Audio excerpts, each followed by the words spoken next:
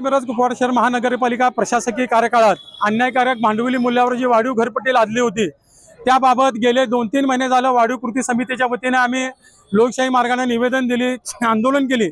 मात्र हे जी सत्ताधारी भारतीय जनता पार्टी असेल, लोकप्रतिनिधी असेल यांची कोणतीही दखल न घेतल्यामुळे आज सांगली मिरज कुपवाड शहर महानगरपालिका क्षेत्रातील सर्वसामान्य आमचा हातगाडी चालक असेल, भाजीवाला असेल, हॉटेल व्यावसायिक असतील किंवा व्यापारी असतील यांनी 100% कधी नाही ते सांगलीच्या इतिहासात कडकडीत बंद ठेवून या वाढीव घरपट्टीला विरोध नोंदवलेला आहे।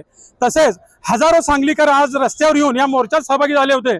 याची दखल घेऊन भारतीय जनता पार्टीचे सत्ताधारी महापौर असतील, प्रशासकीय आयुक्त असतील यांनी याची दखल घेऊन तातडीने हा विषय स्थगित करून आम्ही ज्या मागण्या केल्या त्या पद्धतीने बिल दुरुस्ती करून हा अन्याय दूर करावा।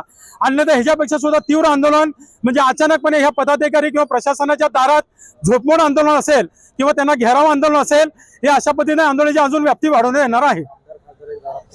आमदार असतील, खासदार असतील त्यांनी सुद्धा सांगितलं होतं की 90% लोकांना घरपट्टी मान्य आहे, तरी त्यांना जर डोळे उघडे डोळे असतील, दिसत असेल तरी त्यांच्या बगल बच्चांना पाठवून आज महापालिका क्षेत्रात फेरफटका मारावा। 100% नागरिकांचा या घरपट्टी वाढीला विरोध आहे, तेच आज नागरिकांनी एकटीने दाखवून दिलेला आहे। सांगतात प्रशासनाला आणि पदाधिकाऱ्यांना आदेश देतात की बाबा अन्यायकारक कृती समितीचं म्हणणं काय आहे ते दुरुस्त करा म्हणतात। मात्र पालकमंत्र्यांच्या आदेशाला सुद्धा वाटाण्याच्या अक्षता लावणारे हे महाभाग आणि प्रशासन आणि पदाधिकारी आहेत, यांचा सुद्धा आम्ही निषेध व्यक्त करतो। तसेच पालकमंत्री वेगवेगळ्या घोषणा करतात, त्यांनी आज त्यांच्या बगल बच्चांना आणि त्यांच्या यंत्रणाला पाठवून महापालिका क्षेत्रातील नागरिकांनी 100% विरोध नोंदवलेला आहे। याची दखल घेऊन तातडीने ही घरपट्टीला स्थगिती द्यावी। लोकशाही मराठी ऐका, पहा, जागरूक रहा।